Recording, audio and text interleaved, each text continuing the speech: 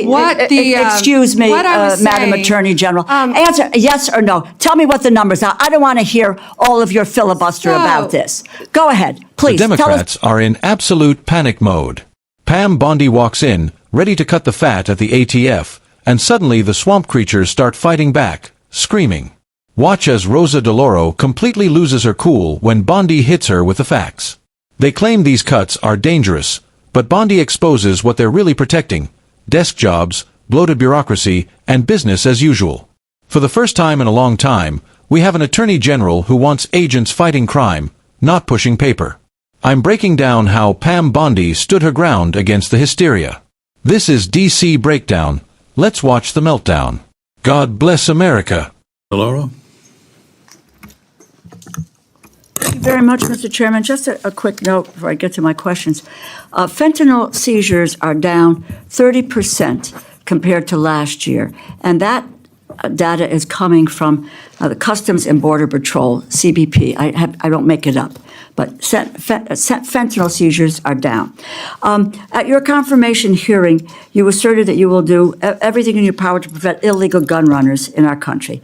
Your budget request for the Bureau of Alcohol, Tobacco, Firearms, and Explosives, ATF, proposes a cut of 26% below the current level. How can you justify such a massive cut without inevitably weakening ATF's ability to help our state and local law enforcement fight illegal gun trafficking? How many ATF law enforcement officers and industry operations investigators do you anticipate will be lost to attrition as a result of this funding reduction you're proposing?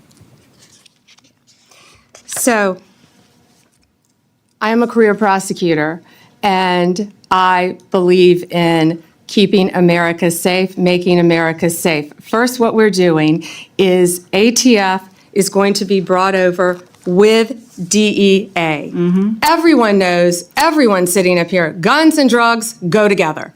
They go together. We're going to make it more efficient. What I will tell you will not be happening is ATF agents will not be knocking on the doors of legal gun owners in the middle of the night asking them about their guns. They're going to be out on the streets. If I can finish, they're going to be out on the streets. I have three minutes. You asked me a question. I did, and you asked me a question, and you and haven't I'm gonna answered my answer it. question. So Here's the reality. The ATF has been bloated for years. Republicans want to trim the budget by 26% to save taxpayers' money. But listen to Rosa DeLauro. She isn't worried about public safety. She's worried about government jobs. She opens this hearing not by looking for solutions, but by reading from a script, one designed to protect the bureaucracy. Let's watch. You haven't answered my question. So they're going to be out on the streets working You haven't hand in answered hand my with question. DEA You to haven't violate. answered. Mr. Chairman, I'd like an answer to my question.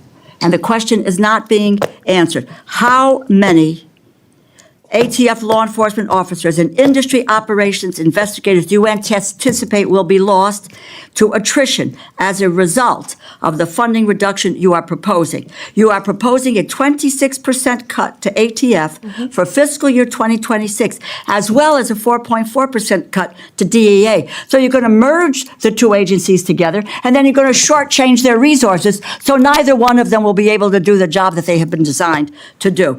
Did you catch that? This is a classic liberal scare tactic. She keeps yelling, 541 investigators. Like the world is about to end. She wants you to believe these people are Batman. They're not. Most of them are paper pushers, checking compliance forms and filing reports. DeLauro thinks if she shouts the number loudly enough, we'll forget one simple fact. We're $34 trillion in debt. But Pam Bondi isn't taking the bait. You've got a 34% cut to the high-intensity drug trafficking areas program, no dedicated money at all for the Organized Crime Drug Enforcement Task Force. So, my view, it's fair to say that the Trump administration proposal shortchanges federal efforts to stop illegal gun trafficking and federal efforts to stop the flow of dangerous illegal drugs like fentanyl. As I was attempting to answer your question very calmly, unlike you, excuse me, Madam saying, Attorney General. Answer yes or no. Tell me what the numbers are. I don't want to hear all of your filibuster about this. Go ahead. Please, tell us the numbers. So we are reorganizing. ATF agents want to be out on the street. Okay, working let me with answer the DEA question for you. agents. I'm going to There it is. That's the difference between a bureaucrat and a leader. Bondi says, I want agents on the street, fighting violent crime, not behind a desk. That's common sense. Why are we paying people to sit in air-conditioned offices when we've got gangs in the streets? Pam Bondi is trying to make the agency work. And Rosa DeLauro hates it, because it means fewer government checks going out. for you. I'm going to answer it for you. Page, Mr. Chairman, you give me a certain amount of time, and I have a high respect for you, but I don't have to listen, nor do my colleagues have to listen to a filibuster when it's a simple question. But I have an answer to your question. It's what, Wow. page 1. Look at the disrespect. DeLauro asks a question, and when she realizes Bondi has a good answer, she interrupts her. She screams, filibuster, because she's losing the argument. She doesn't want an answer, she wants a soundbite for CNN.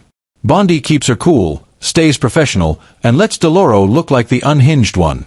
This is what draining the swamp looks like. Question. It's what page 146 of the department's fiscal year 2026 budget, and the performance summary explicitly says, and let me quote, ATF will eliminate 541 industry operation investigators, reducing ATF's capacity to regulate the firearms and explosive industries by approximately 40% in fiscal year 2026. ATF will perform fewer regulatory inspections. And the department summary goes on to say, and let me quote, ATF anticipates a reduction of approximately 284 support personnel and 186 agents based on historical attrition patterns, and these personnel cuts will impact ATF across various functions, unquote. If the capacity to regulate firearms industry is reduced by 40%, if you are losing 186 ATF law enforcement agents on top of that, it is clear the direction you are headed with this budget, and that's what it is, isn't it? So, who won? It's not even close. Pam Bondi walked into the lion's den and acted like an adult, while the career politicians threw a tantrum. For once, we finally have leadership that cares more about public safety than protecting government salaries. And if you're tired of Democrats wasting your money and screaming the moment they get caught, hit that like button. Let me know in the comments. Are you with Bondi or the bureaucrats? Subscribe to DC Breakdown for the truth the mainstream media won't tell you. God bless America.